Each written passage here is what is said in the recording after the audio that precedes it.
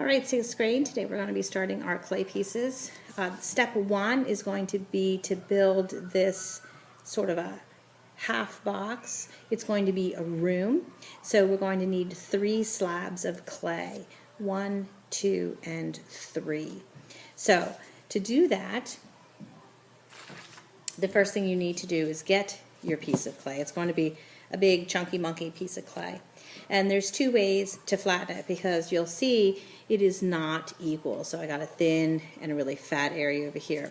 So I can start by pressing this. I'm using 2 hands, pressing down on the chunky monkey part over here, moving over, flipping over my piece of clay so that I can not get it stuck on the table. Or, if you have it, you can use a rolling pin. So to use the rolling pin, I'm going to be rolling away from myself. You can roll back and forth. You can do that. You just need to be careful that you don't come off the end like that. So I'm going to roll. I'm going to go in a couple different directions so I get a nice big piece of clay. So that will be the first thing that you have to do. All right, so now I have my piece of clay rolled out to an even thickness. It's about like that. I don't know, I guess that's sort of a pencil width, I guess I'd say. And now I'm going to take my template. Let me see if I can't, there we go. And I need 3 of these, not 3 templates, but 3 boxes. So I'm going to lay this 1, 2, 3. I got it. So I'm putting this here, and I'm going to ever so gently with my pencil trace my template. I'm going to move over. I might as well do a shared line here. Less cutting for me, less work.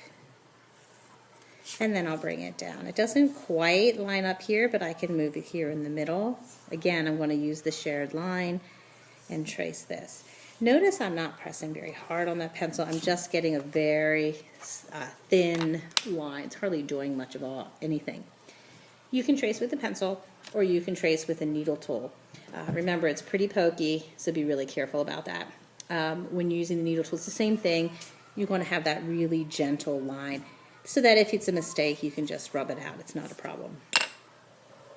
The next thing that we're going to do is we're going to take a knife.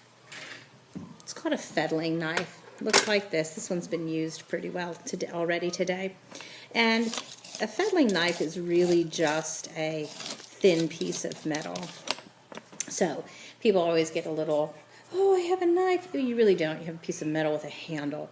But be respectful of it. You know, if you're fooling around, you're like, oh, I cut myself, you could end up giving yourself the equivalent of a paper cut. So don't be silly.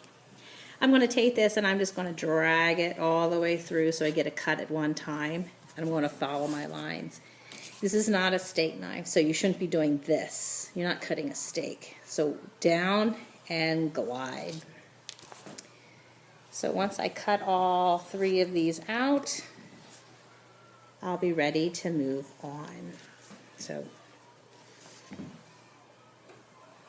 here I have 1 and 2 slabs, move them off to the side, and now I can finish with this one.